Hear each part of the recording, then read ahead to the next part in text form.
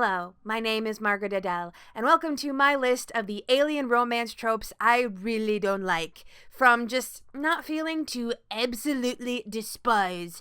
Of course, we have the obligatory disclaimer, this is all a matter of taste and opinion, and if you like these tropes, that's valid. Got it? Cool, let's get going. Trope the first, when the alien dude is just a dude. And I could do an entire other rant on how bullshit it is that so many of these monster romances, it's always the man that's the monster. But regardless, in this situation, when our alien dude just looks like a human in body paint. Oh, he's blue. He's orange. And there's like a smattering of scales. Not enough. That is not alien enough. If I could just throw paint on any Jeff and get that alien, not an alien. Now, I am the kind of monster romance side of alien romance. I want aliens, and I am also the vampire romances don't count as monster romances type. Y'all already got paranormal romances, okay? Monster romances for the girlies that want the different body types, okay? Want the tails, the horns, the tentacles, maybe different fun stuff. Regardless, it just doesn't make a lot of sense to me to have the alien just be a dude, because it's like, okay, they're up in space. There could just be other humans on other colonies. There could just be, I've seen it happen before where it's basically just another planet had humans evolve on their own. Basically the idea that primates will always evolve the same way or something like that. That's just humans, right? It's alien on a technicality, but it's not what I want when I want to read an alien romance. If I just wanted to read about two humanoid people getting it on, I would read almost any other subgenre of romance. The majority of them are like that. This specific one, I have specific requirements. Trope the second, the instant translation plot device. Now, this only happens with first contact alien romances where our humans are meeting aliens for the very first time, and naturally, they don't speak the same languages. Now, sometimes they'll have it be where the aliens have been monitoring Earth's communications and have learned English. But for the most part, the most common plot device that you'll see here is they'll just get a chip in their head, It's not framed as so intense as that, but they don't ask most of the time. Again, it's usually men, usually forcing this medical procedure on women. So and I get it to a certain extent, because having to write out two different beings coming to understand each other with this giant language barrier can be very difficult, but it also can add so much. And I think Tiffany Roberts did this so well in the Spider's Mate trilogy, where in book one, it's literally there's a long time of them just trying to figure out how to understand each other. And that added so much depth to the romance, because as they figured each other out, you could see the relationship forming, and I loved it. Now, that doesn't mean every book needs to have that. Even in that trilogy and the continuing series that came after, basically from that point forward, they learned the translations more quickly. Although, fun fact, in the sequel series, they do still have someone that just refuses to learn human English. The alien dude is nope, don't wanna. And I believe the human woman that he's definitely going to end up with also has refused to learn the alien language. So I think they're going to do the same thing again and have the same language issues. But I just liked that so much after so many alien romances where it was just, instantly we have this piece of technology that just, language problems gone. There's so much fun to play with that differences. And even if maybe, you could have it where the translator can translate the exact words, but all of the idioms and all of the context is lost, and so there's still all of these miscommunications, something like that. Because for me, a lot of the fun of an alien romance is seeing pieces try to fit together when they don't immediately make sense, because it's different species. That element is a lot of fun for me, and so I like focusing on that element more rather than just using convenient technology to speed past that part, because again, there's just so much you can build with there, and I would love more books to have that. Trope the third, when humans are the ultimate breeders with every other species in the galaxy. It's a kink. I know it's a kink, but I can't get over it.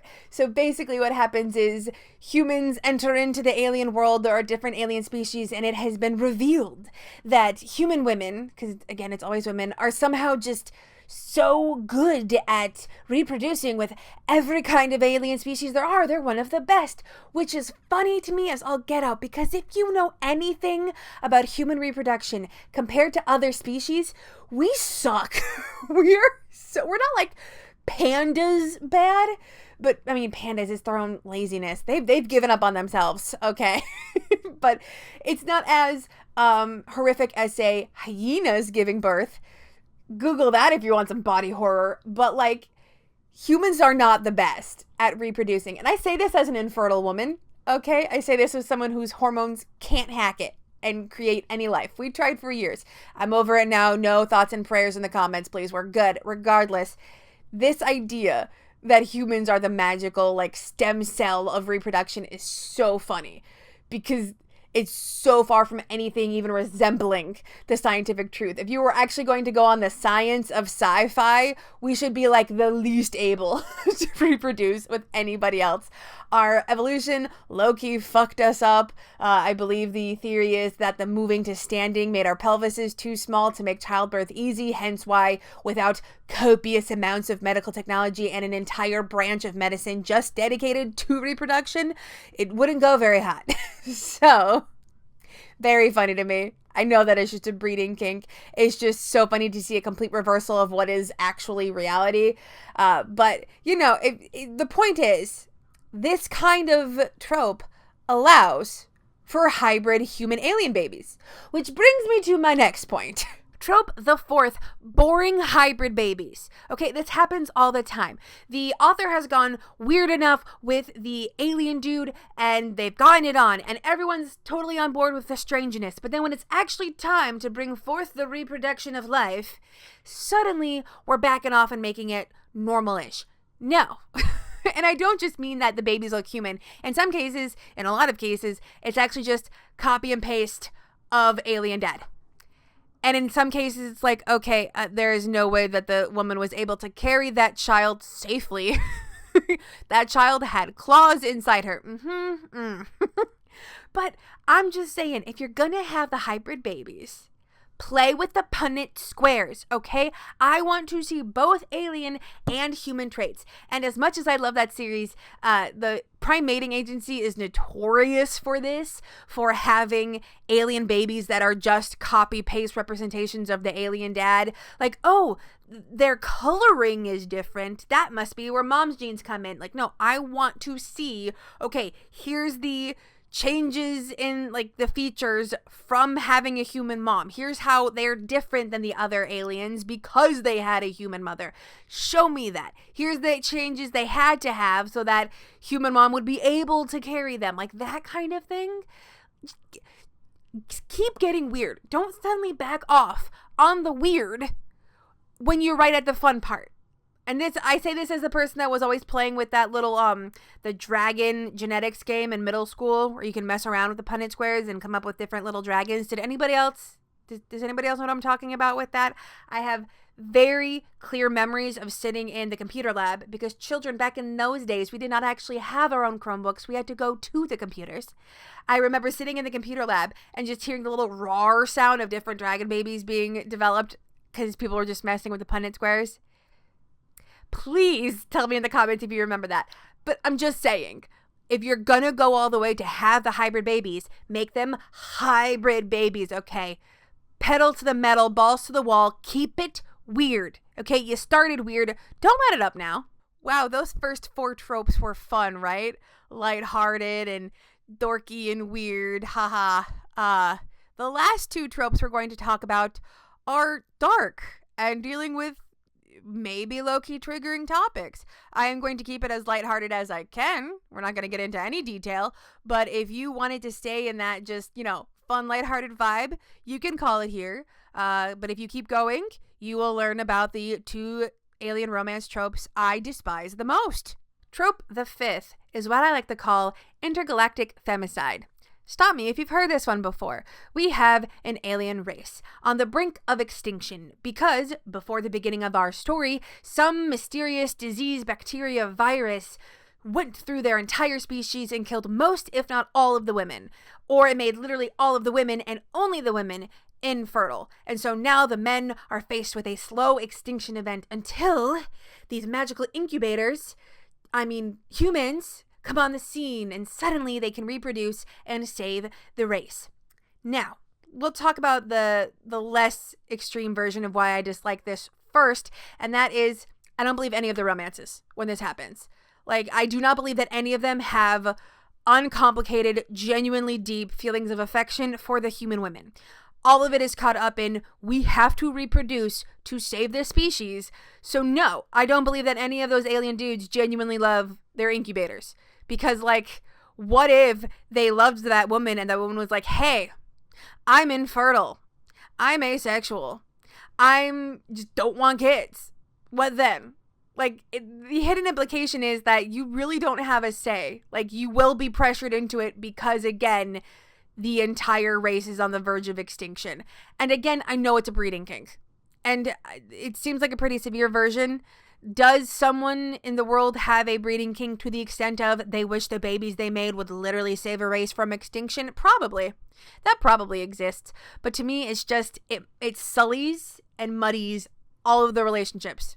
I don't believe that your feelings are uncomplicated or genuine or just straightforward. And also, I don't believe that you always find a group of women that universally all want to have as many kids as possible to reproduce. Also, and this is a complete side note, it's always like a small group of women, right?